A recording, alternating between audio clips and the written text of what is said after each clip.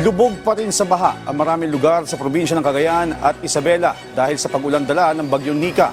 Tiniyak naman ng DSWD ang agarang tulong na ipapamahagi sa mga nasalanta ng bagyo.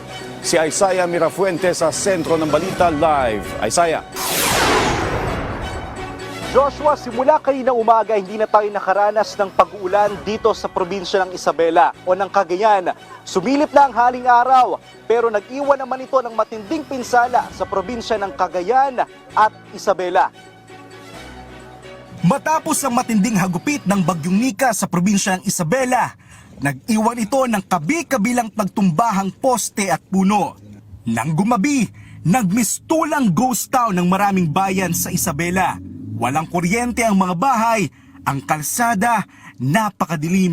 Wala pong kuryente kasi mula nung 9 a.m. until ngayon wala po talagang kuryente kaya nagja-charge po kami ngayon.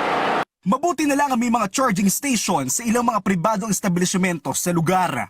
Ang hirap po kanina, natatakot po kami lalo na nung nawalan ng kuryente. Tapos, totoo nga po yung sabi nilang dapat lagi kang handa kasi kanina wala kaming supply ng pagkain. Maging Gukab River sa Itiague, Isabela ay umapaw na rin. Kaya ang Gukab Bridge na nagdudugtong sa mga barangay ng Itiague ay hindi na madaanan. Habang dito sa Cagayan, hindi na matanaw ang Pinakanawan Bridge. Ito matapos umapaw ang Pinakanawan River. Nagmistulang malawak na dagat naman ang Barangay Centro Jess dito pa rin sa Tuguegarao City. Bubong na lang ng mga bahay ang kita sa barangay na ito dahil sa pagtaas ng tubig ng Cagayan River. Nangangamba pa ang mga residente na umakyat pa ang level ng tubig dahil bumababa pa lang ang tubig mula sa mga bundok ng Isabela patungo sa Cagayan River.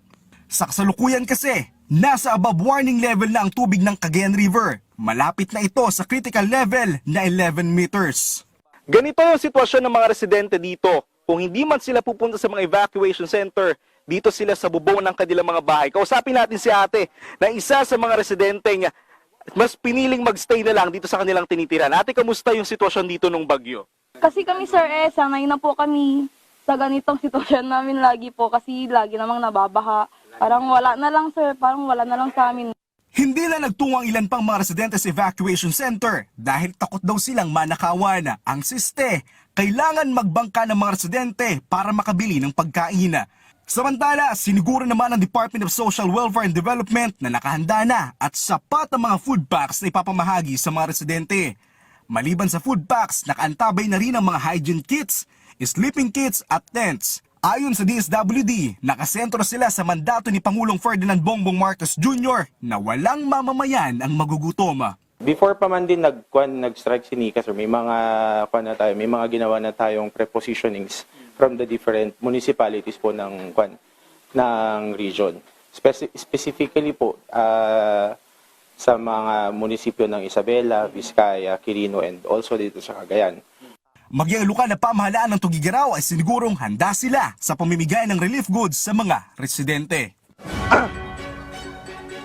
Joshua, nandito ako ngayon sa Barangay Centro Jess, parte ito ng Tuguegarao City sa Cagayan. Kung makikita mo ngayon sa aking likuran, napakataas ng level ng baha dito sa barangay na ito. Ito nga ang unang bahay dito sa aking likuran, isa itong tindahan. Pero kung mapapansin mo ngayon, Joshua, bubong na lang ng bahay na ito ang makikita. At itong mga residente dito ay kinakailangan pang magbangka para makapunta sa kanilang bahay at kunin yung mga natira nilang gamit.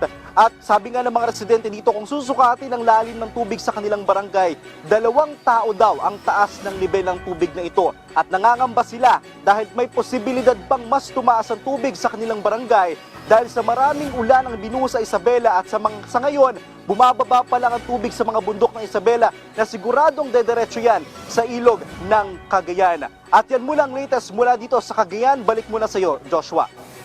Yes, Isaiah, yung mga nabanggit mo kanina ng mga residente na nagpasya na manatili na lang sa kanilang mga bahay at hindi na pumunta sa mga evacuation center.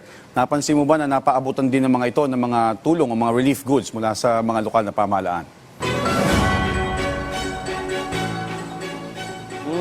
Sa katunayan, Joshua, na tinanong natin sila, ng yung mga residente na naiwan sa kanilang mga bayang. Sinasabi nila sa atin, simula daw nang tumaas ang level ng tubig dito sa kanilang barangay, ay wala pa silang natatanggap na kahit anong ayuda. Pero sinilip din natin kanina ang office ng DSWD, maging ang lokal na pamahalaan, nakahanda na doon ang mga pagkain. At sabi ng alkalde ng Tuguegarao City ay kahit anumang oras ay papadala na nila ito sa kanilang mga residente. Alright, maraming salamat Isaiah Mirafuentes.